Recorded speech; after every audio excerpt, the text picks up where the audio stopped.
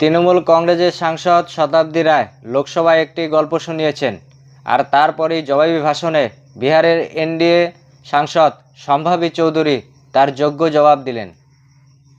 দেখুন সেই ভিডিও। से उसको जगह मिल जाएगा, फिर वो माँ बाबा पीछे से जाएंगे। जो हाल है, मैंने पूछा ये कौन सा ट्रेन है बिहार के जाने वाला है, मैंने सोचा 1-1.5 घंटे का जर्नी होगा, बोला नहीं कल शाम तक पहुंचेंगे। जिस ट्रेन में बच्चे को माँ को धक्का लगा के अंदर भेजना पड़ता है, जहां पे 3 जगह 6 लोगों को जगह 20 लोग बैठते हैं, एक दिन एक रात चढ़ते हैं, उसका एक्सीडेंट से भी बड़ा खतरनाक जगह वहां पे बन गया है। यहाँ पे रेल का मिनिस्टर को देखना चाहिए।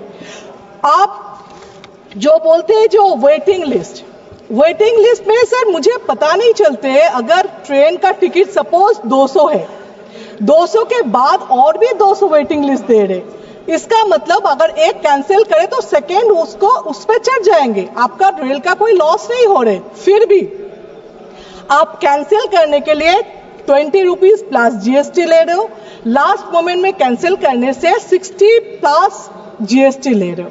आपको पता है आरटीआई रिपोर्ट के हिसाब से 2019 से 2023 तक कैंसिलेशन में रेल का इनकम हुआ 6,113.80 करोड़।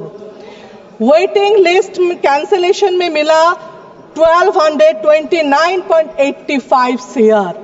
मतलब ये जिसका आइडिया है इनकम का, रेल के लिए तो बहुत अच्छे है, लेकिन पब्लिक के लिए क्या अच्छा है? जो ट्रेन में लास्ट मोमेंट तक जिसको टिकट नहीं मिलते हैं वो टिकट कैंसिल कराते। कैंसिलेशन में लोगों के ऊपर टॉर्चर हो रहा है। आप एक बात बोले, 8 बजे अगर वो टाउट जो होता है वो बंद करने के लिए रेलवे का प्रयास था, जो ऑनलाइन टिकट के लिए वो बहुत अच्छे है, लेकिन ऑनलाइन टिकट में आपको पता है 8 बजे अगर 60 डेज पहले खोलते, 8 बजे आप अगर ऑनलाइन करो 8 बजे 3 मिनट में वो बुक हो जाते। कैसे? जब तक मैं डाउनलोड करके, जब तक मैं ऑनलाइन करके टिकट लेने के लिए जाती हूँ 3 मिनट में फुल कैसे हो सकते? मतलब पब्लिक का हैरेसमेंट, टाउट का हैरेसमेंट वही एक ही रहा, लेकिन कुछ सॉल्यूशन में आया नहीं है।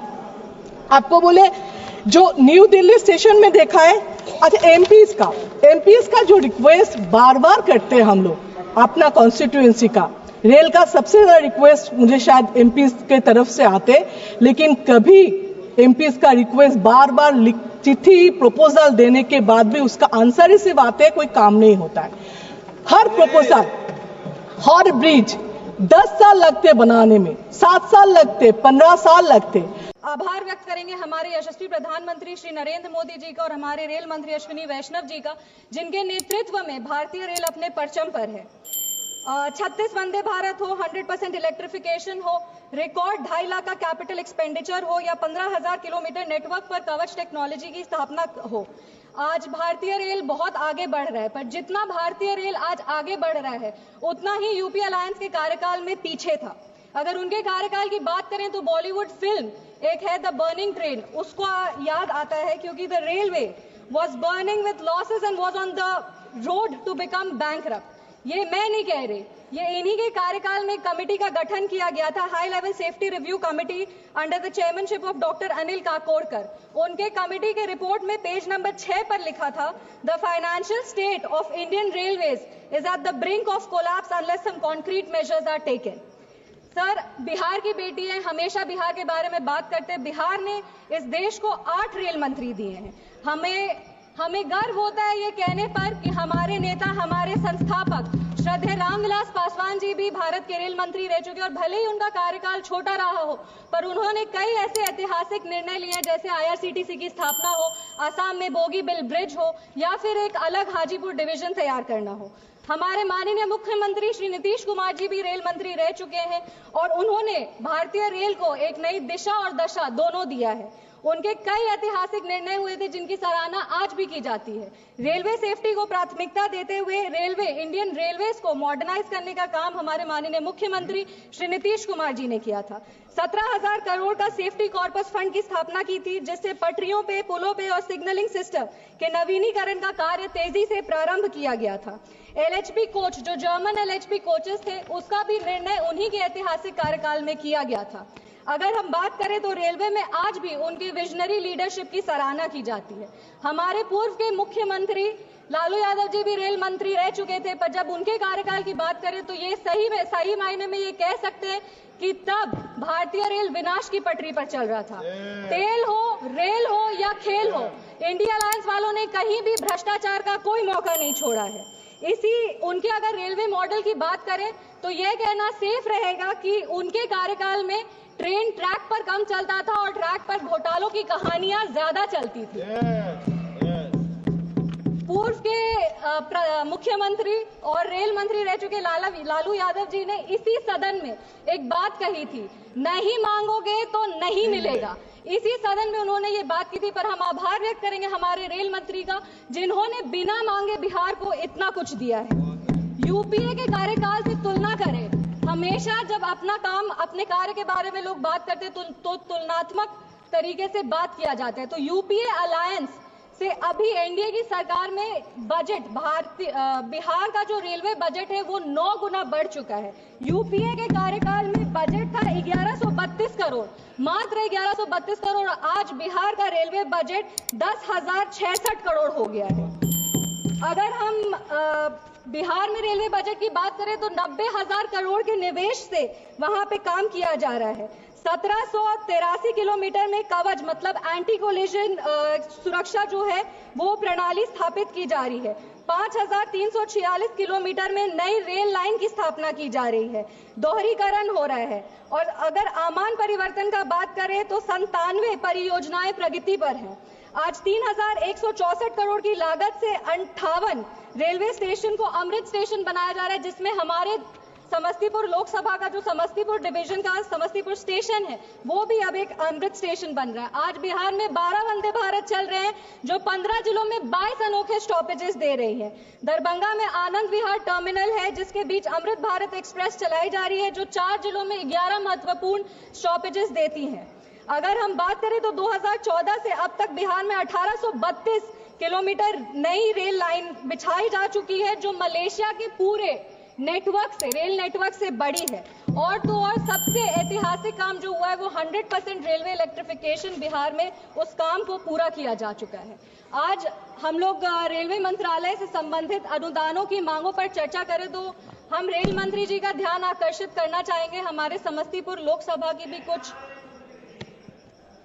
रेल मंत्री राज बिट्टू जी से वो बैठे हैं और उनसे भी हम अनुरोध कर रहे हैं कि हमारे लोकसभा समस्तीपुर में भी जो हमारा काम पिछले कई वर्षों से लंबित है उस पर ध्यान हम उनका आकृष्ट करना चाहेंगे। वंदे भारत एक्सप्रेस का संचालन समस्तीपुर, पटना, बनारस और नई दिल्ली के बीच में शुरू किया जाए, क्योंकि समस्तीपुर से कोई भी सुपरफास्ट ट्रेन दिल्ली नहीं आती है। समस्तीपुर से दिल्ली आने के लिए 22 घंटे 23 घंटे लग जाते हैं। हमारे कई ऐसे युवा साथी हैं जो दिल्ली पढ़ने आते हैं, कई ऐसे बड़े बुजुर्ग हैं जो अपना दिल्ली में इलाज कराते हैं, और 22 घंटे बहुत लंबा समय है समस्तीपुर से दिल्ली आने के लिए। इसीलिए हमारी मांग है कि समस्तीपुर के रूट पे एक वंदे भारत शुरू किया जाए, या तो दिल्ली तक पहुंचने के लिए एक सुपरफास्ट ट्रेन शुरू किया जाए। बिथान, रोसड़ा, समस्तीपुर, मुजफ्फरपुर और पटना के बीच में नई ट्रेन सेवा को शुरू किया जाए।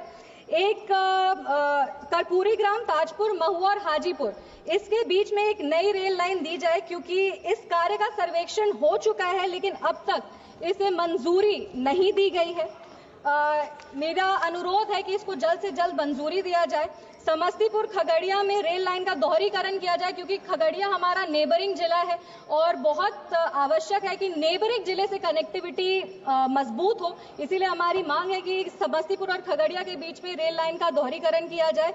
मुक्तापुर कुशेश्वर स्थान में नई रेल लाइन का निर्माण किया जाए। कुशेश्वर स्थान जो है वो हमारे समस्तीपुर लोकसभा का सबसे पिछड़ा हुआ इलाका है, उसको हेल्थ के लिए, एजुकेशन के लिए, बिजनेस बिजनेस के लिए मेन जो बिजनेस सेंटर है, जो सिटी है, उससे जोड़ने की बहुत आवश्यकता है। इसीलिए मुक्तापुर और कुशेश्वर स्थान के बीच में जो रेल लाइन है उसका निर्माण किया जाए, समस्तीपुर रेल कारखाने का विस्तार किया जाए, रोसड़ा, बहेरी, शिवाजी नगर इसके बीच में एक नई रेल लाइन की स्थापना की जाए। समस्तीपुर से ट्रेन का संचालन, समस्तीपुर से आज कोई भी ट्रेन नहीं शुरू होती है। हमें पहले कहा जाता था कि वॉशिंग पिट नहीं है, पर अब हम ये बता देना चाहते हैं कि वॉशिंग पिट का निर्माण है, वो भी वॉशिंग पिट की सुविधा भी उपलब्ध करा दी गई है। इसीलिए हमारी मांग है कि समस्तीपुर से भी, समस्तीपुर स्टेशन जो है वहां से ट्रेन शुरू किया जाए। हमारे नेता, हमारे संस्थापक श्रद्धेय रामविलास पासवान जी का एक सपना था कि उनका गृह जिला खगड़िया से कुशेश्वर स्थान जो है वहां रेल लाइन शुरू किया जाए। उसका कार्य कई वर्षों से लंबित है। हमारी मांग है कि उस कार्य को जल्द से जल्द पूरा किया जाए। और समस्तीपुर जो जगह है वो भारत रत्न जननायक कर्पूरी ठाकुर जी की धरती है, और समस्तीपुर की बेटी होने के नाते हम ये मांग करते हैं कि समस्तीपुर डिवीजन का सबसे महत्वपूर्ण स्टेशन, समस्तीपुर स्टेशन का नाम जननायक कर्पूरी ठाकुर जी पे किया जाए। ये सही मायने में उनको एक तरह का श्रद्धांजलि होगा। अपनी बातों को खत्म करने के पहले बस 4 पंक्ति हम पढ़ना चाहेंगे। ये बात अलग है कि तुम ना बदलो, लेकिन हमारा देश बदल रहा है। जीडीपी डबल हो रही है, रेलवे का विकास ट्रिपल हो रहा है। यही एक जुनून, यही एक ख्वाब मेरा है, वहां चिराग जला दूं जहां अंधेरा है। बहुत बहुत धन्यवाद सभापति महोदय। जय हिंद, जय बिहार। धन्यवाद माननीय